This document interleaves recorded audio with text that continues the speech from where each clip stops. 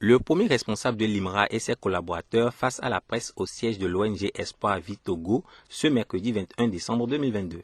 Il était question de présenter aux hommes de médias l'IMRA, l'initiative africaine de mobilisation de ressources, et de parler de la JOMP, la journée de plaidoyer et de mobilisation. L'IMRA, en fait, est ce que nous avons appelé l'initiative africaine de mobilisation de ressources. L'IMRA a été mis en place par 6 structures de 5 pays, à savoir le Burkina Faso, la Côte d'Ivoire, le Sénégal, le Congo-Brazzaville. 6 structures qui viennent de ces pays se sont assis par rapport à cette thématique dont je viens de parler, par rapport à ces problématiques. On pensait qu'il sera intéressant de fédérer tous les acteurs autour de cette thématique de la santé sexuelle et reproductive.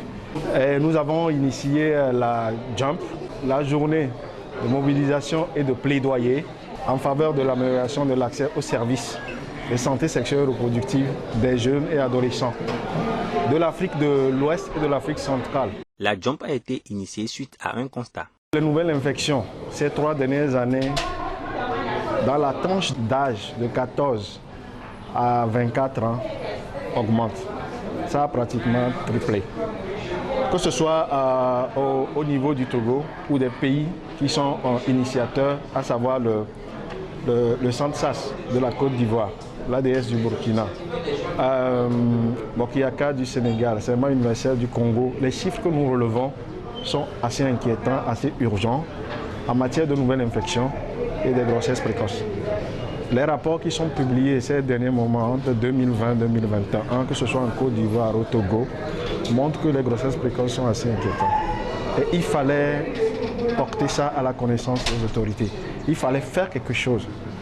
Il fallait réagir pour voir comment tout ensemble, en tant qu'acteurs publics, associatifs, les élus locaux, les bénéficiaires, ensemble, comment nous pouvons nous asseoir, discuter autour de ces besoins qui sont assez urgents et voir les voies et moyens, les solutions à apporter pour ça. À travers cette journée de plaidoyer et de mobilisation, les organisations de la société civile membres de l'IMRA interpellent les États de l'Afrique de l'Ouest et du Centre à augmenter leurs contributions financières et à agir de manière efficace et cohérente dans la santé sexuelle des adolescents et jeunes et la riposte contre le VIH-Sida et IST.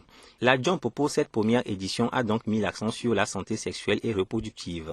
La JOMP pour cette première édition s'est focalisée sur la santé sexuelle et reproductive. Elle va continuer dans ce sens pour que des résultats assez palpables, profitables pour toute la population puisse ressortir de ça. C'est un outil qui est mis à la disposition à la fois des acteurs, mais aussi des pouvoirs publics pour pouvoir apporter des solutions assez pertinentes à cette thématique-là. Le souhait pour les ONG Espoir Vie Togo et le GIAD pour la vie, membres de l'IMRA, est l'engagement de l'État et des collectivités locales à l'augmentation de leurs contributions financières à la santé, particulièrement à la santé sexuelle et reproductive, et à la mise en place d'actions cohérentes et adaptées aux besoins des jeunes Togolais. La JOMP première édition a été entérinée par une déclaration, la déclaration d'Abidjan le 9 novembre dernier à l'Agora Koumassi, en Côte d'Ivoire. Cette initiative est soutenue ici par l'État togolais, Solidarité Sida, la mairie de Paris et l'AFD.